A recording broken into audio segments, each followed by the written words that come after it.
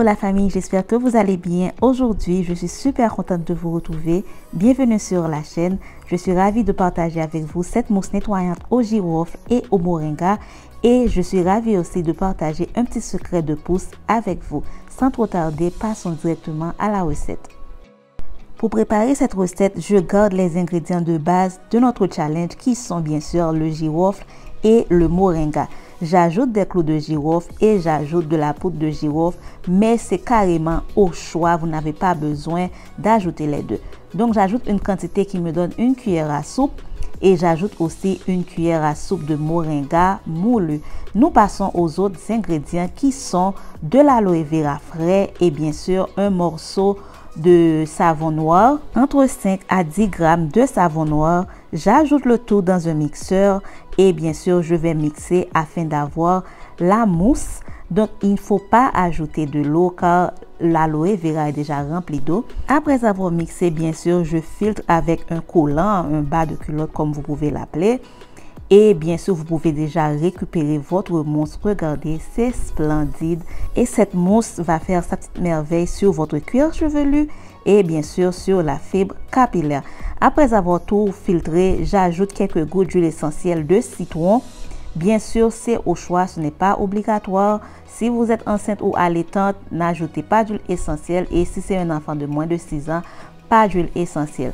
Ces ingrédients qui sont présents dans cette mousse, en passant par l'aloe vera qui est assainissant pour le cuir chevelu, le girofle qui est anti-inflammatoire, antimicrobien bien sûr, c'est vraiment bon pour le cuir chevelu et le citron nettoie en profondeur le cuir chevelu.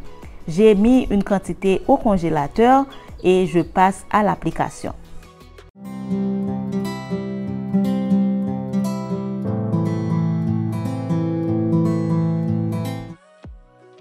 Juste avant d'appliquer mon soin, alors la mousse lavante et nettoyante, j'applique mon bain d'huile à base de girofle et de moringa. La recette se trouve sur la chaîne, je vous mets sur l'écran et je vais laisser poser pendant une trentaine de minutes sous un bonnet plastique chauffant bien entendu. Et ensuite, je vais passer à mes activités de la journée. Bien sûr, j'ai profité pour tailler mes ongles car je les porte très courts depuis que j'ai mon enfant. Mais il pousse tellement vite et voilà, j'ai eu un petit instant de câlin avec mon petit boss. Non seulement pour lui, mais je les porte ainsi pour mes cheveux aussi car les ongles peuvent vraiment casser les cheveux. Passons à l'application et au petit secret. Voilà, c'est comme un shampoing, d'accord?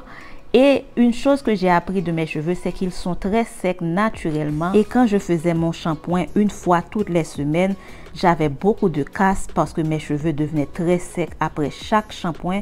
Donc, il me fallait mettre beaucoup d'hydratation dans les cheveux.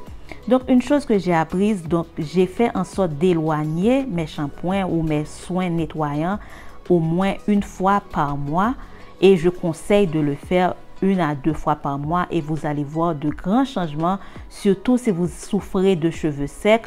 Voilà, ça peut vraiment vous aider. Vous pouvez voir, la mousse est nettoyante et vraiment, elle laisse les cheveux très très doux. Il n'y a pas de casse et à cause du bain d'huile que j'ai fait, les cheveux sont extrêmement doux.